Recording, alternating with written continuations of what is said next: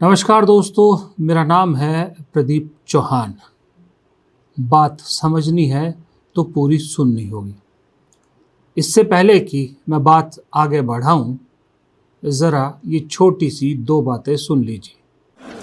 संसद में विपक्ष को दोषी ठहराने से, खोखले राजनीतिक खेल खेलने से काम नहीं चलेगा। आप जेन जी का भरोसा वापस जीतना चाहते हैं तो नए नए एंगल से, अपने फोन से नए नए वीडियो बनाने से नहीं होगा।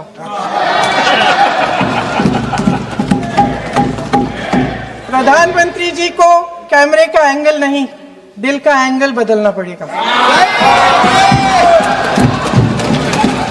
ये जेनरेशन जागरूक है, समझता है, झूठ पहचानने की उसकी अपार क्षमता है। इनका दिल और दिमाग जीतने के लिए आपको सच्चाई पर उतरना पड़ेगा। जब मंत्री जी लौटे हैं, मंत्री नहीं रहे, उसके बाद सदन के बाहर उनका स्वागत किया गया। अध्यक्ष महोदय, जो स्वागत हुआ उसके लिए हमें कोई शिकायत नहीं है, लेकिन माननीय सदस्यों को कितनी बड़ी राहत मिली होगी, कितने बड़े संकट से बचाया उन्होंने। एक प्रधान जी को हटा करके प्रधानमंत्री बचा लिया आपने। संसद में आज हुई चर्चा का अगर आप मुझसे कहें कि लबोलबाब क्या निकला अब तक, जब तक ये वीडियो रिकॉर्ड कर रहा हूँ, तो इन दो बयानों में आपको दिख रहा होगा।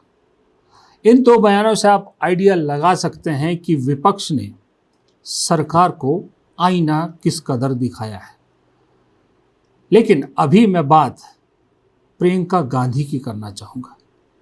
प्रियंका गांधी की मैं बात इसलिए करना चाहूँगा क्योंकि हर बार जब भी प्रियंका गांधी संसद में बोलती हैं, सच कह रहा हूँ कि मेरे जैसे लाखों मुरीद हर बार वो पाती हैं, क्योंकि उनके भाषण में जो ठहराव, जो तथ्य और जो एक तरह का व्यंग्य और सारी चीज़ों का मिश्रण होता है ना, अपने आप में देखने लायक होता है। लेकिन आज का भाषण, जो नए बिल पर, जो पेपर लीक को लेकर सरकार ने नया बिल बना, उस चर्चा में जो प्रियंका गांधी का भाषण था वो विटी था, इसमें कोई दो राय नहीं। सरकार पर कटाक्ष था, सरकार को आईना भी दिखाया। लेकिन मुझे पर्सनली अगर मैं कहूँ तो प्रियंका गांधी के अंदर एक सांसद से ज़्यादा एक माँ नज़र आई। यूँ लग रहा था कि संसद में एक माँ अपना दुख व्यक्त कर रही है। वो माँ जिसके बच्चे टीनेज से गुजर रहे हैं या जिसके बच्चे अभी युवा हैं। वो माँ जिसे दिल्ली में 20 जुलाई को जो बच्चों के साथ बर्बरता हुई, जिस तरह से लाठी डंडे उन सब पर पड़े, उसका दर्द जैसे माँ महसूस करती है, वो दर्द महसूस हो रहा था प्रियंका गांधी के भाषण में। अगर आपने नहीं सुना होगा तो सुनिएगा ज़रूर, लेकिन मैं आपको मोटा मोटा कट उसका बता देता हूँ।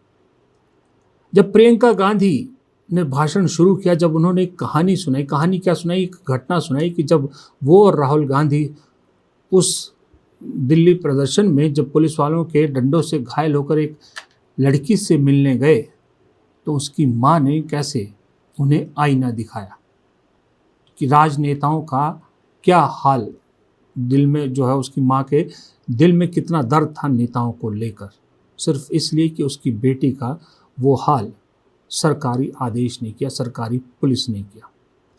वहाँ से जो बात शुरू की प्रियंका गांधी ने, तो बहुत सी चीज़ें ऐसी हैं प्रियंका गांधी ने जो सरकार को कटाक्ष में भी सुनाई, लेकिन आईना ऐसा दिखाया कि अगर वो आईना सच का आईना था, जिसमें जो देख रहा था अपने आप को नग्न पा रहा था। सरकार को एक तरह से मेरे हिसाब से प्रियंका गांधी ने नग्न कर दिया, क्योंकि उन्होंने कोई ऐसी बात नहीं है जिसको रोका हो। जो दिल की बात थी, जो सच था, हम सब के जो दिल में है, वो सारी बात उन्होंने कही। इसलिए मैंने कहा ऐसा लग रहा था एक माँ बोल, एक माँ कह रही थी कि इस देश में शिक्षा के अंदर जिस तरह से आरएसएस के लोगों को ज़बरदस्ती ठूस दिया गया है बिना क्वालिफिकेशन के, उसने इस देश के युवाओं के सपने को तोड़ दिया है। प्रधानमंत्री से प्रियंका गांधी अपील कर रही थी कि मैं आपसे अपील करती हूँ कि ये जो शिक्षा चलाने वाले हैं इस देश में, सिर्फ आरएसएस की आइडियोलॉजी है इसलिए मत भरिए, कुछ काबिल लोगों को भी भर दीजिए जो सच में इस देश की शिक्षा व्यवस्था में सुधार करें और सुचारू रूप से चलाएं। इस तरह की अपील प्रियंका गांधी ने की और साथ में जैसा मैंने कहा सरकार को आईना दिखाया और आईना दिखाने के साथ ये भी कमिटमेंट किया कि भले ही ये सरकार नाकारा हर मोर्चे पर साबित हो रही है, लेकिन जब तक कांग्रेस और विपक्ष है तब तक ये देश डूबेगा नहीं। छात्रों को सड़क से हटाया जा सकता है लेकिन उनके सवालों को नहीं। हर लाठी जो किसी लड़की पर, किसी लड़के पर चली है, वे बच्चों की पीठ से ज्यादा सरकार की साख पर पड़ी है। अध्यक्ष महोदय, आपके माध्यम से मैं सरकार को कहना चाहती हूं, अपनी साख बचाइए, अपनी नीयत ठीक करिए, अपनी अकड़ का इलाज कीजिए, अपने वादों पर अमल कीजिए। आपके शासन में हमने बड़ी बड़ी चोरियां देखी हैं। चुनाव में वोटों की चोरी, राम मंदिर में चंदा की चोरी, आपके उद्योगपति मित्रों द्वारा देश की संपत्ति की चोरी, किसानों की जमीन की चोरी, लेकिन सबसे बड़ी चोरी, हाँ ठीक है, सबसे बड़ी चोरी तब हुई, कहिए बोलिए, शांति से सुन लीजिए। सबसे बड़ी चोरी तब हुई जब देश के नौजवानों के भविष्य, उनके सपने चुराए गए। भविष्य की चोरी, सपने की चोरी किसी भी चोरी से कहीं बड़ी होती है महोदय। अगर देश का युवा निराश हो जाए, अगर देश का युवा निराश हो गया, उसकी उम्मीद टूट गई, तो सबसे बड़ी हार भारत की हार होगी। और हम कांग्रेस और विपक्ष के लोग जान दे देंगे मगर भारत की हार नहीं होने देंगे।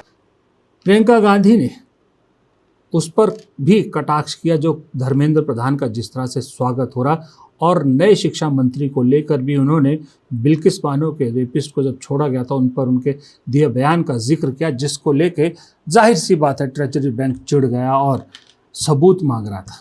The education minister of India, who after all these young people were protesting about the education system, And so many girls are protesting, they've been beaten, they've been thrashed. The BJP puts a man who is a defender of rapists. That's the most filthy type of man. There can be no filthier man than somebody who says that rapists need protection. That is the education minister of India today. It's strange. It's a strange reaction from the Prime Minister that there are so many people in his cabinet. He could have chosen any one of them. But he chooses a person who protects rapists. It's quite amazing. कमाल की बात है।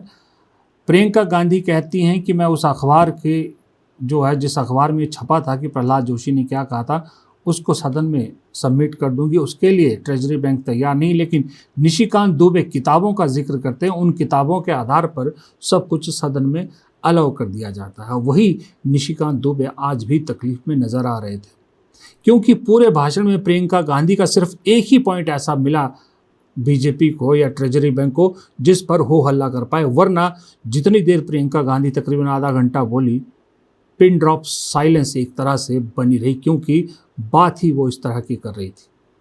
नई committee बनाई है शिक्षा में सुधार के लिए, प्रियंका गांधी कहती है उसमें एक रिटायर्ड IB डायरेक्टर और एक गोमूत्र विशेषज्ञ का क्या काम, सब चीज़ों की बात करती है। चंदा चोरी मैंने आपको सुना दिया, चंदा चोरी से लेके उन्होंने हर तरह की वोट चोरी तक सब चीज़ों का जिक्र किया।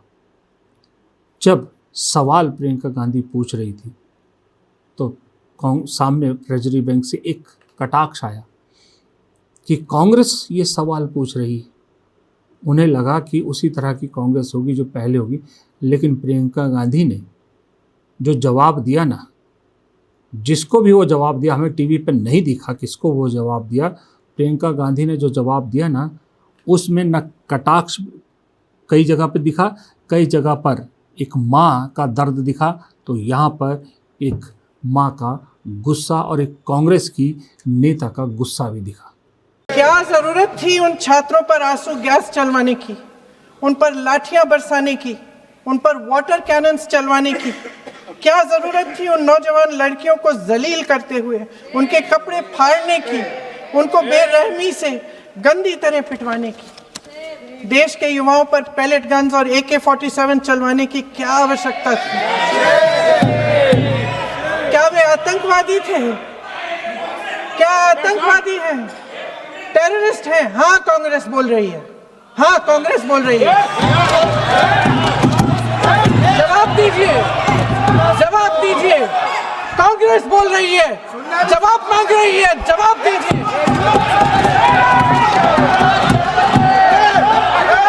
कौन जवाब देगा? कौन जवाब देगा? गृह मंत्री जी जवाब देंगे। किसने ऑर्डर दिया? किसने ऑर्डर दिया पैलेट गन्स चलाने के लिए? किसने ऑर्डर दिया?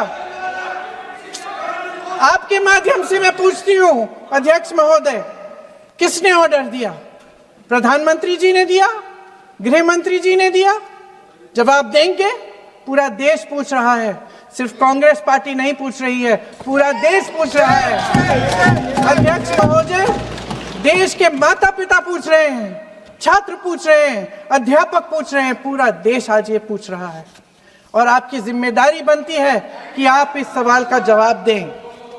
क्यों डरते हैं आप? देखिए, यूं तो मैं अपने शब्दों में प्रियंका गांधी के उन शब्दों को पिरो नहीं सकता, लेकिन जो इमोशन उनके उस भाषण में थे ना, वो इमोशन सिर्फ एक माँ समझ सकती है और वही इस तरह से पब्लिक में रख सकती है कि जब उन्होंने युवाओं के टूटते सपनों का जिक्र जब प्रियंका गांधी करती है तो लगा कि सही बात कर रही हैं। जब वो युवाओं के टूटते भरोसे की बात करती हैं तो लगा सही कह रही हैं। जब वो इस सरकार के ना जाने किस चीज़ की अकड़, जिसको कहते हैं पंजाबी में अकड़, या जिस तरह से वो क्या कहते हैं, जो भी आप कह लीजिए जो शब्द है, उसका जिक्र करती हैं, उससे थोड़ा सा नीचे उतरने का अपील करती हैं, वो भी दिल को छूता है। बीच बीच में कटाक्ष करती हैं, मजाक करती हैं लोकसभा अध्यक्ष के साथ कि थोड़ा मुस्कुराइए, आप क्या मुझसे नाराज़ हैं। इस तरह से लाइट हार्टेड भी दिखता है। लेकिन ओवरऑल आपको एक भाषण में, देखिए मैं आपको बताता हूँ, मैं कॉलेज यूनिवर्सिटी में थिएटर किया करता था, तो 4 तरह के भाव होते हैं, मेनली 4 तरह के भाव होते हैं: गुस्सा, प्यार, हंसी और रोना। ये आपको 4 तरह के होते हैं। प्रियंका गांधी के इस भाषण में आपको चारों दिखेंगे।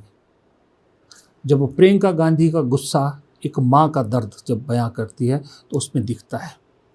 फिर जब वो सरकार पर कटाक्ष करती हैं, सवाल पूछती हैं, उसमें उनका अलग इमोशन दिखता है। जब लोकसभा अध्यक्ष के साथ मजाक करती हैं तो उसमें उनका अलग चेहरा दिखता है। और जब वो कांग्रेस के वचन की या कांग्रेस की प्रतिज्ञा की बात करती हैं तो उसमें एक दृढ़ता अलग दिखती है।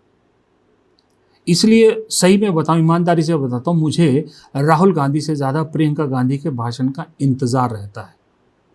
और उस इंतज़ार का हमेशा मायूसी कभी नहीं मिली। मैंने कहा हर बार उनका भाषण बहुत अच्छा होता। सोचिए, कोई अगर नेता इस बात से अपनी बात शुरू करे कि कैमरे का एंगल नहीं, दिल का एंगल बदलिए, वहीं पर टोन सेट हो जाती है। आप समझ ही रहे हैं कैमरे का एंगल बदलने की क्यों बात की थी। जो प्रधानमंत्री कोशिश कर रहे हैं कि किसी तरह से इंस्टाग्राम के ज़रिए युवाओं के दिल में वापस जगह बनाने की, लेकिन पीठ पीछे काम ये हो रहा है कि उन युवाओं को अब चुन चुन कर निशाना बनाया जा रहा है। कितने ही बच्चे आज भी शिकायत करते नजर आए कि उनके घर वालों को उनको तंग किया जा रहा है। वो सरकार कहती कुछ है, करती कुछ है। ये डबल स्टैंडर्ड जो दिखा आज, उसका जिक्र संसद में सब ने किया। अखिलेश यादव भी विटी हैं, आपको मालूम है। अखिलेश यादव को मैंने आपको बयान सुनाया। गौरव गोगोई ने बहुत अच्छा बोला। गौरव गोगोई की बात भी सुनने लायक थी। अभी जब मैं वीडियो बना रहा हूँ, अब तक सरकार की तरफ से कोई बड़ा मंत्री नहीं बोला था। शायद हो सकता है गृह मंत्री बोलें या जो भी बोलें, लेकिन एक पक्ष उनका भी रखा जाएगा। लेकिन यहाँ पर क्या ही डिफेंड करेंगे, क्योंकि फॉल्ट पर तो वही है। क्या वो डिनाई कर सकते हैं कि पुलिस वालों ने नहीं की बर्बरता? क्या चंदा चोरी नहीं हुई है? क्या वोट चोरी नहीं हो रही है, क्या बच्चों के सपनों की चोरी नहीं हो रही, किस किस चीज़ को डिनाई कर पाएंगे और कब तक डिनाई कर पाएंगे, सवाल सबसे बड़ा ये है। खैर, मैं ये वीडियो छोटा ही रखता हूँ। आपसे गुजारिश करूँगा इस वीडियो के तुरंत बाद अगर आपने प्रियंका गांधी का भाषण नहीं सुना है तो एक बार जाके सुनिए ज़रूर। फिलहाल आज इस छोटे से वीडियो में बात यहीं ख़त्म करता हूँ। इजाज़त दीजिए, नमस्कार।